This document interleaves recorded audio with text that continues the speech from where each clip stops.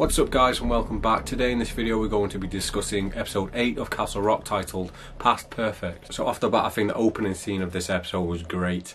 It's mainly focused on the character of the new homeowners who've moved into Lacey's house. We find out the guy's called Gordy, not sure on his wife's name, but we get a bit of backstory on what happened with them, and we find out that he got fired from his old job because he basically beat his old boss or colleague with a clipboard when he found out he was fucking his wife, which I thought was quite a funny scene. You could tell something was a bit off with them in the second episode when we saw them move into the Lacey's home, but in this episode we kind of got a glimpse of what their whole reason for going to Castle Rock was, and we found out that it was the murder capital, I think they said in 1991, which is when the Diva kid went missing. And the whole reason for moving into this house, or into the area at least, is that they want to make like hotel or a bed and breakfast relating to like bizarre and macabre like murder scenes of someone had been killed in that house. So they've basically turned the Lacey house into this like horror museum hotel, which at first I had no idea what was going on because we just seen him bringing in like this mannequin and loads of limbs, and I was like, is this guy like Buffalo Bill or some shit?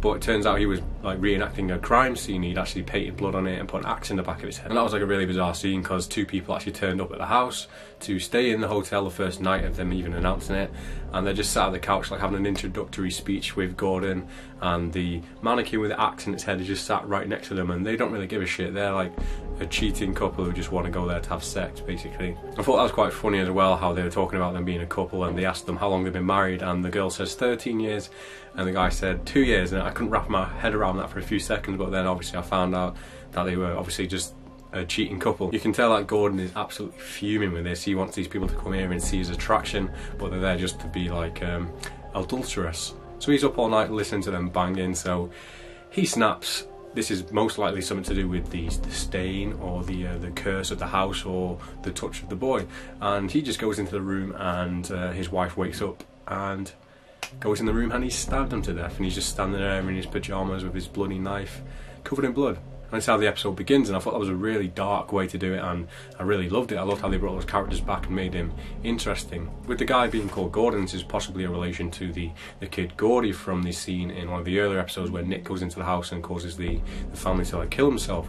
Now this could have been a flashback, like I did say. It did seem a little off, it didn't seem very present, so this possibly could be the kid 27 years later, and he still had this taint or this stain, as Lacey put it, so when he moved back into the town it all came back. And it doesn't really help when they've gone into the basement and found all these paintings that Lacey has done of Nick over the years, and they've put them all around the house, and if that doesn't drive someone into insanity, then I don't know what would. So when they're down in the basement, yeah, they find stacks of photographs. It's very shining, this scene, the way that Gordon is just becoming like entranced and just his mind is slipping. There's one scene in particular which is very like Stanley Kubrick, where he's standing there looking at this painting of Nick that he's placed on the wall, and he's just like really like central looking at the wall, and the camera's like zooming out but also zooming in, like one of those weird like Lord of the Rings shots, and it gives you this like Kubrick-esque like shining corridor feel, and I think that's the vibe they're trying to go with. Next up we get scenes with Molly, and she's asleep and she's having all these like visions and thoughts about what's happening with Henry. She has these images of him being in the woods and going into the padded room, so she goes out there naturally to try and figure out where he is and save him, which is what happens. She goes there and pulls him out of the room. You can tell from what's happened to Henry here, he seems very distraught, and he seems like enlightened on a lot of what's been going on in the past, so he seems like a different man after he's come out of this room. Another thing to note is that Odin, the deaf guy, his body is seen by the RV just like dead on the floor with like I think it's a poker in his eye, which is what the younger guy Willie had in his hand. So I'm not sure if he tried to make Willie deaf and he changed his mind and decided to kill Odin, or whether there's some foul play with the taint there which just drove him crazy and made him want to kill Odin, or if it was someone else entirely. It could have even been Molly. We didn't really see what happened during the point of her getting from the woods to the RV, so who knows. She's definitely capable of it. So Molly takes Henry back to his house, and obviously at the end of the last episode we were left with Ruth killing Pangborn, so there's just a quiet in the air that you can just hear the birds chirping, everything's silent, and you're wondering what's going on if you were Henry. So Henry goes into the house and there's no one about, and he doesn't seem to find all the glass and all of the things smashed on the floor, but he goes upstairs and Ruth is in bed. So obviously she's been brought up there and she's got away from the scene of the crime.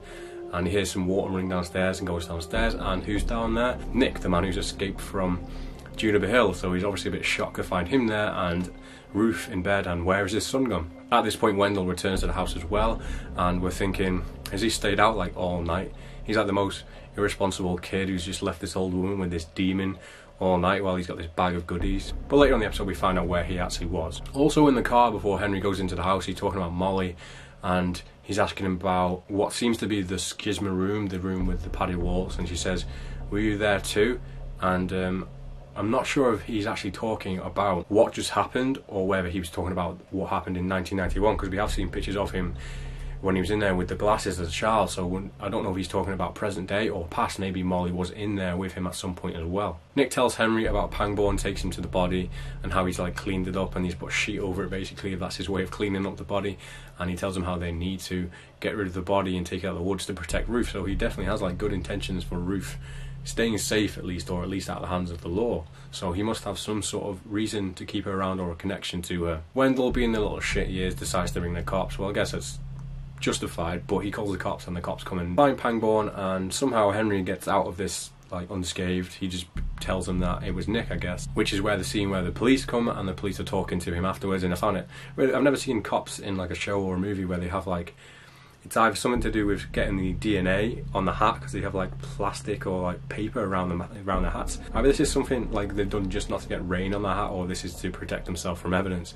Either way, I've never seen that before on a show. And this cop is like a real bitch to Henry. She says how her daughter was in the same year as him at school, and they used to have a nickname for him, Black Death, because everything he touched just went to shit, and how he's moved back into Castle Rock for 2 weeks and there's already a dead body in his house. We can pretty much now guarantee that it was Nick who made everyone escape from Juniper Hills, because there is like a news report where they talk about the CCTV footage of all of these people just setting their mattresses on fire at the same time. So obviously they're forced by Nick's mental capacity or whatever he can do to these people, so that makes that point clear. Back at the murder museum, as I'm going to call it, we see that Gordon is chopping up the bodies and putting them in bin bags, and unfortunately for them, Jackie Torrance turns up at the house and gives them a taxi card, and she sees the man with the axe in the room, and she's really intrigued by it. Like most people would be like, what the fuck's going on? She's actually really like interested in it, and says that she actually had this idea herself to create this sort of like museum or like theme park for horror things, because there's so many bad things that have happened in Castle Rock. And with her being so like invested in all this stuff, she knows when something's up, and she has a really weird vibe about the two and all these bags and stuff, and she wants to look in the back of the car where they've kept all the bags, but she decides not to because they're like the creepiest couple ever, just like peering through the window at them. So obviously she doesn't want to be seen doing that.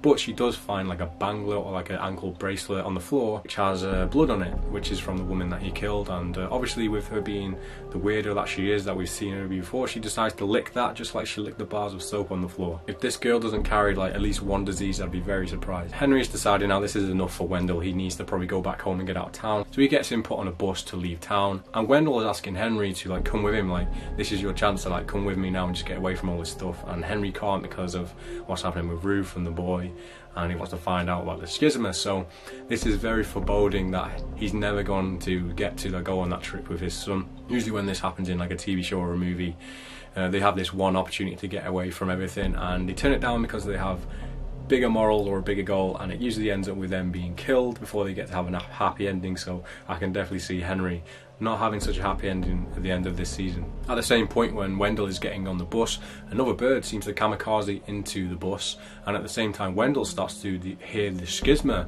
Now this is definitely related, and I think they did say it happened 2 weeks ago when the birds started killing themselves, so I think when the schisma started to get louder, it started to affect the birds. Now I'm not sure if the birds have something to do with the way they hear, or this is something to do with just like the biology of the birds, if they're like really intelligent and they can hear it, or something along those lines. But there's definitely a connection between the birds killing themselves and the schisma. With Henry having these visions of being in the basement again from the schisma, he kind of wondering where this basement was, and he never really got to look in Lacey's basement, so he decides to go there late at night to the murder museum, and no one answered the door, so he decides to break into the basement, which is probably not a good idea.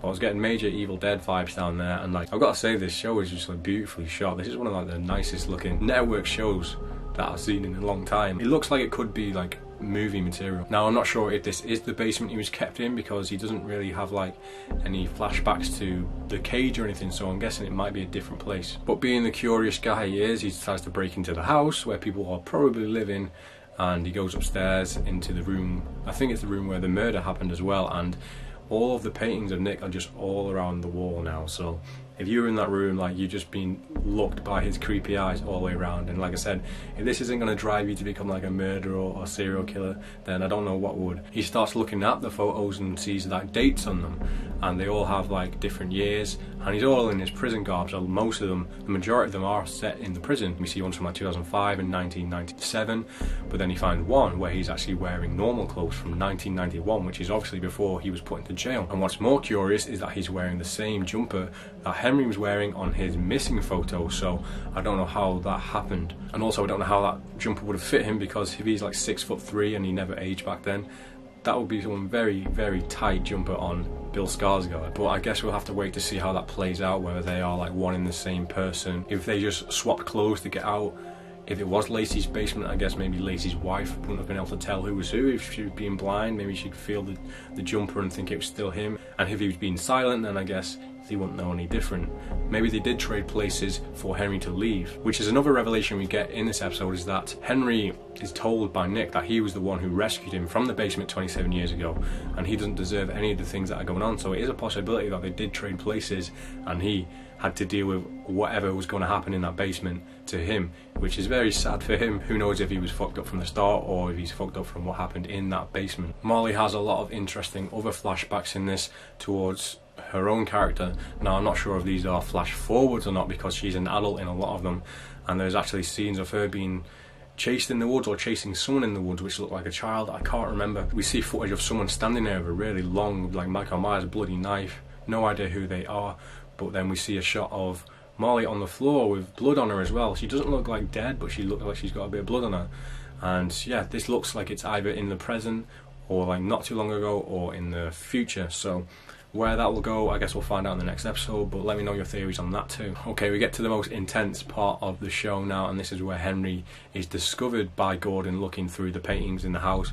And obviously he's broke in there, so he's not going to be too happy about it. Henry tells him he's a lawyer and that Nick, or the boy, is his client, and he wanted to find out more information. And fair enough, Gordon is freaked out by someone being in the house. He decides to let Henry go because Henry really wants to go out there and he hasn't really seen anything. And as he's leaving, Gordon's wife decides to stab him in the back, and that whole plan is just completely fucked there because they're like outed as killers and Henry has to fight for his life. And honestly, in the scene I had no idea if Henry was going to be killed or not. Like, this is one time where I thought like Henry has a possibility of dying, he might have served his purpose already.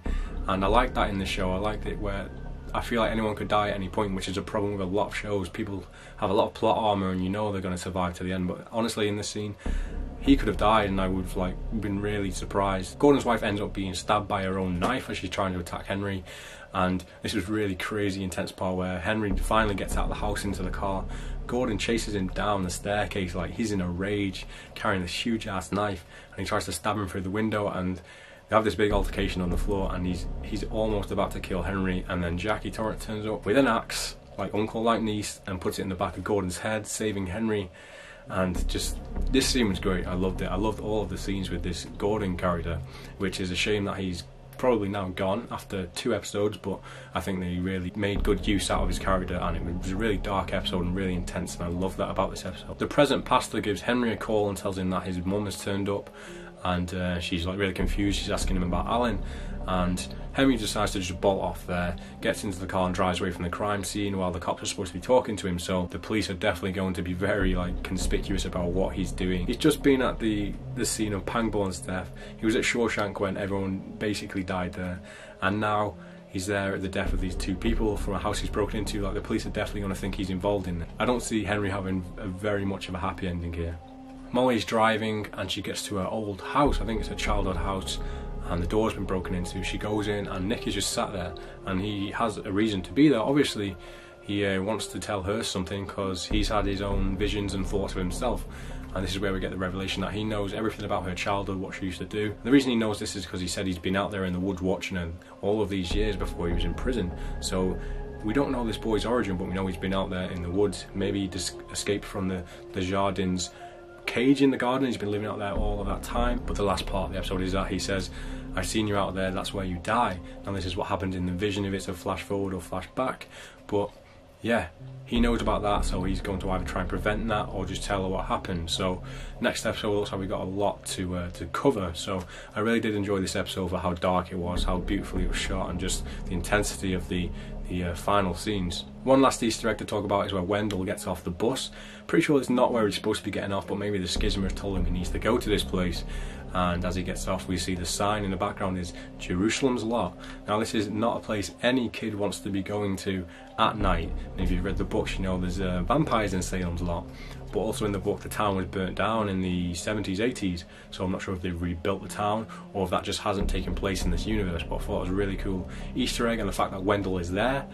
Hopefully we get to see some Salem's Lot action in the next episode or two. So that's been my video for episode 8. I hope you've enjoyed it. Let me know your theories down below in the comments section. If this is your first time checking out the channel, go ahead and hit that subscribe button and check out the rest of my content. And if you haven't seen the other videos, go back and check out my theories on them. Anyways, this is going to be it for episode 8, and I guess I'll see you with the penultimate episode next week.